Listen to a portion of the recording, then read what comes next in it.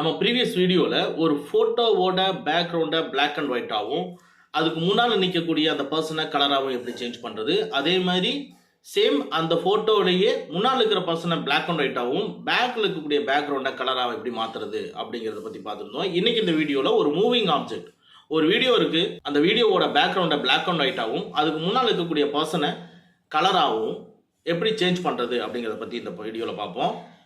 Insert அப்ளிகேஷனை open பண்ணிக்கங்க. இதில் வீடியோவை கிளிக் பண்ணிக்கங்க. இதுக்குள்ளே உங்களுக்கு தேவைப்பட்ட வீடியோவை செலக்ட் பண்ணிக்கங்க. நான் ஒரு வீடியோவை செலக்ட் பண்ணிக்கிறேன்.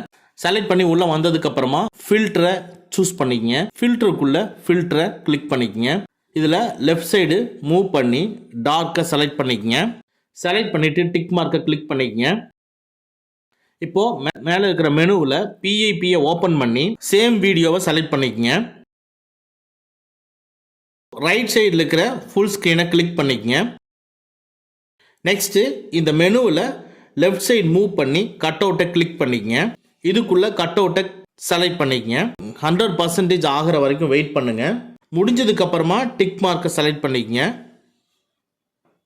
இப்போ இந்த வீடியோவை ரன் பண்ணி பாருங்கள். பேக்ரவுண்ட் வந்து பிளாக் அண்ட் ஒயிட்டாகவும் நடந்துட்டு இருக்கிற அந்த பர்சன் வந்து கலர்லேயும் இருப்பார். இந்த வீடியோ உங்களுக்கு பிடிச்சிருந்ததுன்னா லைக் பண்ணிக்கங்க.